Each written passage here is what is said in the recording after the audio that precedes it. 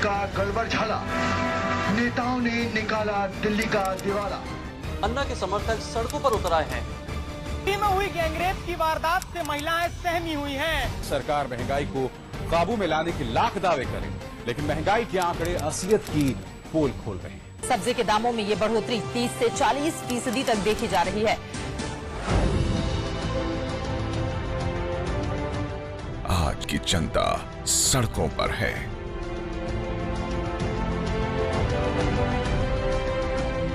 वर्तमान सरकार बढ़ती महंगाई, भ्रष्टाचार और बलात्कार जैसी घटनाओं से निपटने में पूरी तरह से असफल हो चुकी है।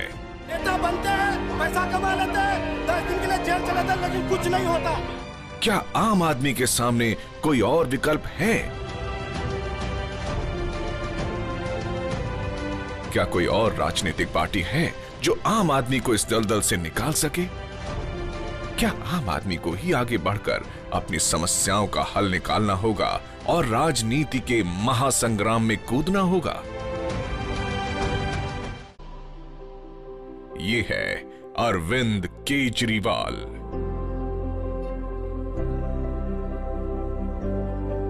अरविंद एक ईमानदार इनकम टैक्स अधिकारी थे, पर वे नौकरी छोड़कर एक समाज सेवी बन गए। उन्होंने सूचना के अधिकार के लिए संघर्ष करना शुरू किया। वर्ष 2006 में इसके लिए उनको प्रतिष्ठित मैग्सेसे पुरस्कार से सम्मानित किया गया। अरविंद अन्ना हजारे के भ्रष्टाचार विरोधी जन लोकपाल आंदोलन के मुख्य सूत्रधार भी रहे। उन्होंने जंतर मंतर और बाद में रामलीला मैदान में इस आंदोलन का संचालन किया और जन लोकपाल के लिए अनशन भी किया। जन लोकपाल आंदोलन को देश भर में व्यापक जन समर्थन प्राप्त हुआ, परंतु सभी राजनीतिक पार्टियों ने एकजुट होकर संसद में जन लोकपाल बिल को पास नहीं होने दिया। This is not right. Go back to your place. नहीं, लोकपाल नहीं चलेगा। चलेगा नहीं सर। लोकपाल नहीं चलेगा। अरे ये क्या कर रहे हैं? अरविंद केजरीवाल और उनके साथियों ने तब आम आदमी पार्टी बनाकर सीधे राजनीति में प्रवेश करने का निर्णय लिया। ये सारे नेता, सारी पार्टियों के नेता चिल्ला चिल्ला के कह रहे हैं, लोकपाल बिल पास कराना है तो चुनाव लड़के दिखाओ, लोकपाल बिल पास कराना है तो संसद में आके पास कर लो। आज इस मंच से हम ऐलान करना चाहते हैं कि हाँ, हम अब चुनाव लड़के दिखाएंगे आपको। आज अरविंद दिल्ली की जनता के साथ कंधे से कंधा मिलाकर उनकी समस्याओं को हल करने के लिए सरकार से लड़ रहे हैं।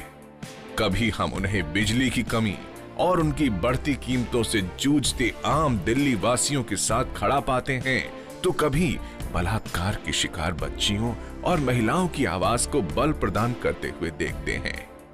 भ्रष्टाचार के खिलाफ अपनी मुहिम के अंतर्गत वे मुकेश अंबानी, रॉबर्ट वाड्रा, सलमान खुर्शीद और नितिन गडकरी जैसे बड़े बड़े नेताओं और उद्योगपतियों के खिलाफ ऐसे खुलासे करते हैं कि सारा देश हिल उठता है।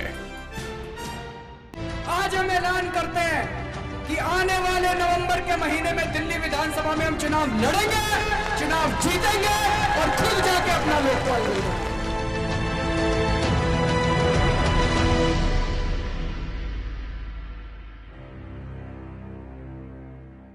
आम आदमी पार्टी जन आंदोलनों से निकली हुई पार्टी है। इसमें नेतृत्वकर्ताओं का जो समूह है, उसमें समाज के विभिन्न क्षेत्रों से आए हुए सम्माननीय, चरित्रवान और जुझारू प्रवृत्ति के लोग हैं। उनकी अपने कार्य क्षेत्र में एक साफ और स्वच्छ छवि है। मैं अपनी पूरी जिंदगी जनहित के केसेस करता रहा और जैसे जैसे और जनहित के मामलों में घुसता गया तो मुझे दिखता गया कि हिंदुस्तान में आज क्या हो रहा है। कोई 20 साल से राजनीति का विश्लेषण करते करते, पॉलिटिकल एनालिसिस करते करते मन में वही एक टीस थी जो हर हिंदुस्तानी के मन में होती है कि इस पॉलिटिक्स को सिर्फ देखेंगे, इसका सिर्फ एनालिसिस करेंगे या कि इसको बदलेंगे। आम आदमी पार्टी की दिनों दिन मजबूत होती स्थिति के चलते कांग्रेस और बीजेपी के एजेंटों ने अफवाहों का बाजार गर्म कर रखा है। पर क्या इन अफवाहों में दम है? भ्रष्टाचार मुक्त भारत का सपना लेके निकले हैं। हम लोग सत्ता लेने के लिए अंदर नहीं जा रहे, हम सत्ता जनता के हाथ में सौंपने के लिए अंदर जा रहे हैं। इन सत्ता के किलों को तोड़कर सत्ता जनता के हाथ में देने के लिए जा रहे हैं। हिंदी में कहते हैं पूत के पांव पालने में। आगे चल के किसी का चरित्र कैसा होगा वो शुरू में दिख जाता है। अगर अरविंद केजरीवाल को भ्रष्ट होना होता तो जब इनकम टैक्स अफसर थे, जब पता नहीं करोड़ों की घूस देने के लिए लोग घूमते रहते थे, तब भ्रष्ट हो जाता। अगर अरविंद को भ्रष्ट होना होता तो जब अन्ना आंदोलन चल रहा था, देश के पूरे बड़े बड़े राजनीतिक क्लास चाहते थे किसी तरह इसका मुंह बंद करवा दिया जाए, तब भ्रष्ट हो जाता। अगर भ्रष्ट होना होता तो बिजली और पानी की बड़ी बड़ी कंपनियों के खिलाफ आवाज़ उठाते वक्त जब अंबानी से लेके इस देश की बड़ी बड़ी कंपनियां परेशान थी, तब भ्रष्ट हो जाता। जो इन सब के सामने खड़ा रहा वो सत्ता और कुर्सी से भ्रष्ट नहीं होगा। अरविंद केजरीवाल ने उम्मीदवार चयन के लिए एक प्रक्रिया बनाई है जो हिंदुस्तान के इतिहास में किसी पार्टी ने आज तक उसको लागू नहीं किया। उम्मीदवारों का इंटरव्यू लिया जाता है, इंटरव्यू लेने के बाद एक शॉर्ट लिस्ट आती है, उनको वेबसाइट पे 15 दिनों तक डाला जाता है, उनके खिलाफ कोई भी अपना कमेंट दे सकता है। उसके बाद वॉलंटियर्स की फीडबैक लिया जाता है, उसके बाद उम्मीदवार का चयन होता है। लेकिन इससे भी अलग हटके हम बात करते हैं। 3 मुद्दों पे हमने साफ तौर पे कहा है, आपराधिकरण, चारित्रिक आरोप और भ्रष्टाचार का आरोप। अगर 70 प्रत्याशियों में किसी के ऊपर भी ये 3 आरोप लगते हैं तो उनको हम अपना कैंडिडेट नहीं बनाएंगे, और अगर गलती से वो कैंडिडेट बन भी गए तो उनका कैंडिडेचर हम वापस ले लेंगे। चयन होने के बाद मान लीजिए ये लोग चुन लिए गए, अगर इन्होंने कुछ भ्रष्टाचार किया, कुछ बेईमानी करी, तो हम लोगों का एक इंटरनल लोकपाल भी होगा, और हम लोग तो ऐसा लोकायुक्त और लोकपाल बना देंगे जो तुरंत इनको पकड़ेगा। कर्नाटक में तो आम आदमी पार्टी नहीं थी अभी 1 महीना पहले। कर्नाटक में आप क्यों हार गए? आपके सबसे बड़े स्टार प्रचारक वहां 7-8 दिन लगातार भाषण देते रहे, दिन में 10-10 रैलियां करते रहे। हिमाचल प्रदेश में तो हम नहीं थे, आप हिमाचल प्रदेश में क्यों हार गए? क्योंकि आप जहां जहां सत्ता में हैं वहां आपने इतना भ्रष्टाचार किया है कि लोग बाग कांग्रेस और आप में अंतर ही नहीं देखते हैं। ये वोट कटवा वाला तर्क वो चिल्लर पार्टी पे लागू होता है। जो छोटी पार्टी है जिसको 2% 4% वोट आता है, उसके बारे में पूछना चाहिए कि ये किसका वोट काट रही है। आम आदमी पार्टी उस स्तर पे नहीं है, और ये हमारे अपने सर्वेक्षण की बात नहीं है। बाकी मीडिया के अलग स्वतंत्र सर्वेक्षण कह रहे हैं कि आम आदमी पार्टी उस सब स्तर से बहुत आगे निकल चुकी है जो चिल्लर वोट कटवा पार्टी का होता है। यूं भी इस जन आंदोलन ने अपना वोट बनाया है, किसी दूसरे का वोट नहीं खींचा है। देखिए, आम आदमी पार्टी क्या है? आम आदमी पार्टी लोगों का गुस्सा है। आम आदमी पार्टी व्यवस्था के बाद लोगों के गुस्से से निकली है। कोई आदमी ऐसा नहीं है दिल्ली में जो ये कह सके कि मेरी बेटी घर से बाहर जाएगी तो सड़क पे सुरक्षित रहेगी। कोई आदमी ऐसा नहीं है जो ये कह सके कि मेरे पिताजी को अगर हार्ट अटैक हुआ तो मैं अपने बजट में उनका इलाज करा सकता हूँ। दिल्ली में कोई आदमी ऐसा नहीं है जो ये कह सके कि मैं अपने बच्चे को अपने बजट के हिसाब से अच्छी एजुकेशन दिलवा सकता हूँ। ये सारे लोग कौन हैं? ये सारे लोग उस गुस्से के प्रतीक है जो आम आदमी को आया हुआ है।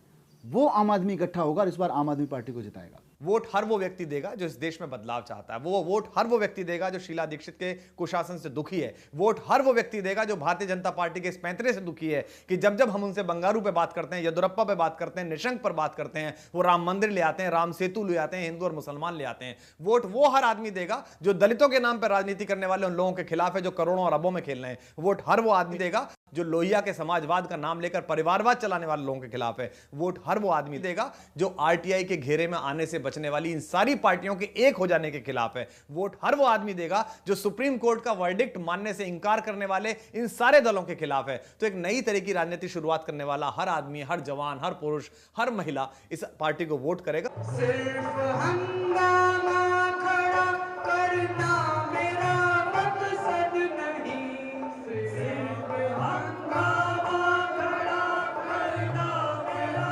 मकसद नहीं। मेरी कोशिश है कि ये सूरत बदल जाए। भारत माता की इनकलाब, इनकलाब, इनकलाब। देश एक बड़े बदलाव के दरवाजे पे खड़ा हुआ है। बदल सकता है, हमारे सपनों का देश बन सकता है अगर आप साथ दे दें। बहुत हो गया इनका शासन, इनका कुशासन। वक्त है सुशासन की। और राजनीति में राज को हटाकर नीति लाने की, इसलिए सफाई जरूरी है। एक मौका अपने आप को, एक मौका इस उम्मीद को कि ये देश बदल सकता है, एक मौका इस आशा को कि हिंदुस्तान का भविष्य है, एक मौका इस संभावना को कि दिल्ली पूरे हिंदुस्तान को रास्ता दिखा सके। इसीलिए मेरी आप सब लोगों से अपील है कि अपने घरों से निकलो, वोट डालो। ये चुनाव आपका है। जनता इस चुनाव में खड़ी होगी, जनता वोट डालेगी, जनता चुनाव लड़ेगी, जनता चुनाव लड़ाएगी। तो मेरी सभी माताओं से, बहनों से, युवकों से, युवतियों से, बुज़ुर्गों से, गरीब से, अमीर से, सभी लोगों से अपील है, इस बार हमें व्यवस्था परिवर्तन के लिए वोट डालनी है। केवल पार्टी नहीं बदलनी, इस बार हमें चेहरे नहीं बदलने, इस बार हमें व्यवस्था बदलनी है। हमारी पार्टी का चुनाव चिन्ह झाड़ू है। हमने जानबूझ के झाड़ू चुनाव चिन्ह लिया है, क्योंकि जैसे अपने घर की सफाई करते हैं हम झाड़ू से, अपने दफ्तर की सफाई करते हैं, सड़क की सफाई करते हैं, इस बार हमें विधानसभा की और संसद की भी सफाई करनी है इसी झाड़ू से। राजनीति की सफाई करनी है, भ्रष्टाचार की सफाई करनी है, और इसी झाड़ू से कांग्रेस और बीजेपी का आने वाले चुनावों में सफाया भी इसी झाड़ू से करना है साथियों। भ्रष्टाचार पर दे झाड़ू और अत्याचार पर दे झाड़ू, कमल पंजे पर दे झाड़ू।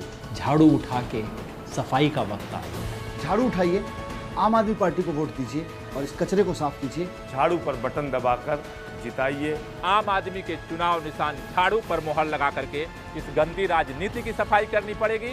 झाड़ू पर अपनी मोहर लगा के इस व्यवस्था परिवर्तन की क्रांति को आगे बढ़ाए। झाड़ू उठाइए और बताइए इन हुक्मरानों को कि जिंदा लोहे को भी औजार बनाने वाले, अपने आंसू को भी हथियार बनाने वाले हमको बेकार समझते हैं सियासतदान, मगर हम हैं इस मुल्क की सरकार बनाने वाले। अब राज करेगी जनता।